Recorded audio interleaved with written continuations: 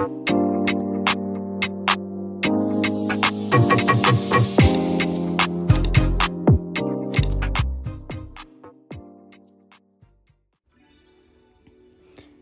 y'all, so starting the new year with a workout just felt right. I wanted to set the tone for 2025 by showing up for myself, and today's workout was a full body workout with hinge and pull focus. Before jumping into the circuits, I started with my warm up. I usually warm up for about 15 to 20 minutes to get my body moving and ready for the workout ahead of me. I don't know about you, but if I skip a warm up, I feel so stiff. And as you saw in my last video with yoga, I am stiff. So I gotta get something working. I gotta get the oil, going through my system to loosen me up, especially with strength training. So again, for today's workout, I did a circuit style routine that pushed me both physically and mentally. As I worked through the sets, I couldn't stop thinking about how far I've let myself go. And honestly, it was tough. Watching these clips back and seeing my body on camera stirred up so many insecurities. But I kept reminding myself, this is a process. I'm here to do the work, no matter how I feel. My warm-up was a mix of dynamic stretches and some light movements to get my heart rate up. I wanted to make sure my legs, my core, and my upper body were all active or activated before jumping into the circuits. So warming up always helps me mentally prepare for what is ahead, like in my workouts. It's like my time to zone in and tell myself, all right, you got this.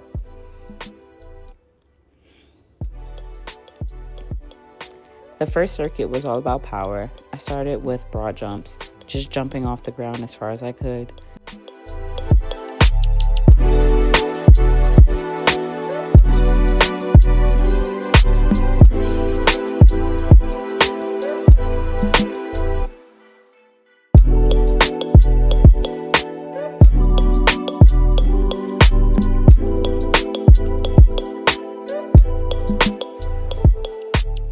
Next were kettlebell swings, which felt great for getting my hips firing.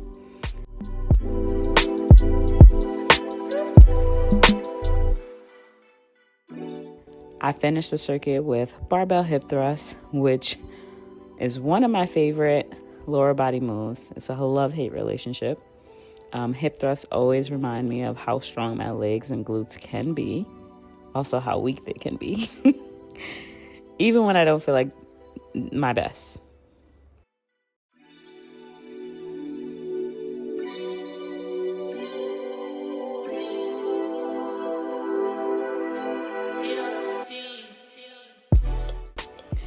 This was the first circuit, and it really woke me up, realizing that I had other circuits to do in this program.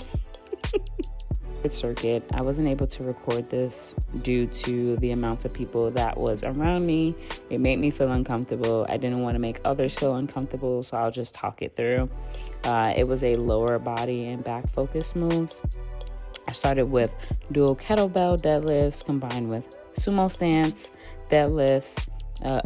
That is such a great move for hitting your glutes and your hamstrings. Then I did alternating kettlebell gorilla rows, which were also a killer for my back and my core. And then at the end of each of those rounds, I did band pull-aparts to strengthen my shoulders.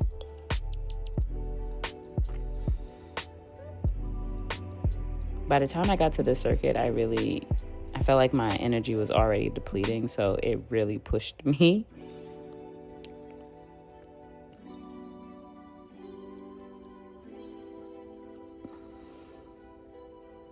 And then, again, I didn't record this section, but I'll talk it through as well. I did the hamstring burnout, which was 6 rounds of EMON, so every minute on the minute of 7 prawn hamstring curls. It sounds simple, but after everything I've already done, this was no joke. When I tell you my legs was on fire, but I definitely did power through. I just, again, wasn't able to film it, and I think it's because I was just over it and wanted to get out the gym, but it was brutal. So by the time I got done with this, my hamstrings were like, girl, please. The second circuit was all about upper body. I did as many assisted pull-ups and push-ups as I could. Pull-ups has always been a struggle for me, so using the assistant bands helped me focus on form and build strength. Push-ups were another challenge. I'm good at them, but I would love to see myself move past 7, because 7 is just like my sweet number for some reason. But it's crazy how quickly they add up when you're doing an AMRAP, which is as many reps as possible. I could feel my arms burning, but I know that was like growth happening, but still, like, I just wanted to stop. But especially doing push-ups, I had to like mentally tell myself, keep going, you can do it, don't quit. But again, watching these clips, I couldn't help but feel insecure yet again. Seeing my body from the angles that I did during these exercises just reminded me of how far I strayed away from where I want to be. And it's just hard not to get in my own head. But again, I know it's a part of my journey. And would you believe, after all of that, I still had a finisher. My finisher was for 6 minutes, an AMRAP again. And this is where I tried to give my all. So like whatever I had left after that entire workout, I did medicine ball squat jumps, then followed with kettlebell squat cleans, and then finally single leg glute bridges. I don't know if this was the perfect way to end the workout, but that's what my program said. So that's what I did. It pushed me to dig deep, to finish strong, even when I felt like giving up. And that was after doing the squat jump. Actually, doing the kettlebell squat cleans, because I hate those. Like, I can't say it's a love-hate relationship. I just don't like them. And when I see them, I try my best to avoid them. But I said I'm going to do everything that I need to do in this program because I truly want to see the results. So there's that. So the clips that I did record, watching those clips back was hard. I felt so uncomfortable seeing my body from different angles. It made me question how I got here. Like, girl, how? And I know how, but I just didn't realize how bad it was. So it is a mixture of sadness and frustration. I can't believe I let myself get to this point. And honestly,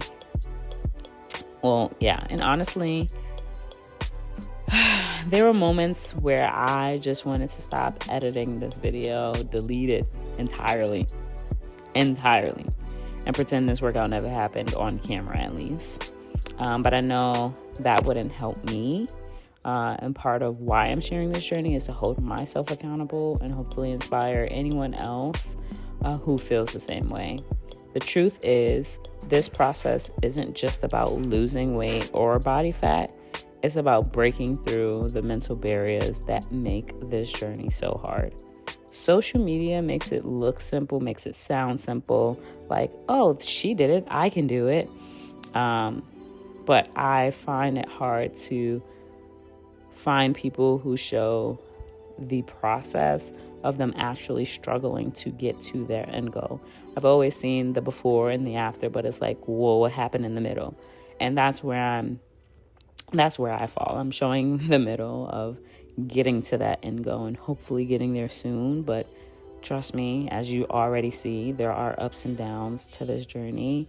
And I just hope someone else can relate and know that they are not alone. It is tough, and that's okay.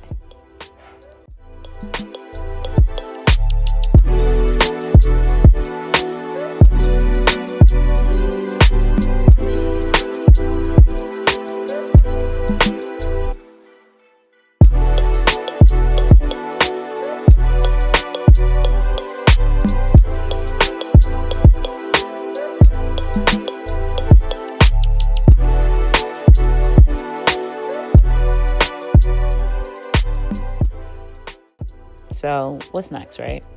For me, it's about staying consistent. I want to keep showing up for myself, even on the days when I don't feel like it. I also want to focus on my mindset, letting go of unrealistic expectations and giving myself grace to grow at my own pace. I feel like I need to continuously repeat that to myself because I do not give myself grace for anything. Any mistake I make, I just feel like a failure. I want to give up. I'm disappointed in myself. Like, I go in. So I really need to work on giving myself grace and understand what's a realistic expectation versus what's not. Is it a little delulu or you just full-blown crazy? Like, I need to be able to differentiate those expectations for myself. I'm also trying to figure out what works for me, whether that's tweaking my workouts, experimenting with nutrition, which, as you know, that's a continuous journey in itself, or finding ways to stay motivated. This journey for me is a marathon. It's not a sprint, and I'm learning to embrace every step of it, even the hard ones, and that in itself is already hard. But yeah, that's all I had for today. So thanks for watching and be a part of my journey with me. I hope this video shows that it's okay to feel insecure, to struggle, and to take things one day at a time. Progress isn't always linear. Listen to that again. Progress isn't always linear, but it's worth it. If you're on a similar journey, know that you are not alone. Let's keep showing up for ourselves and making 2025 the year we grow stronger, mentally, physically, and emotionally. I'll see you in the next video. Bye.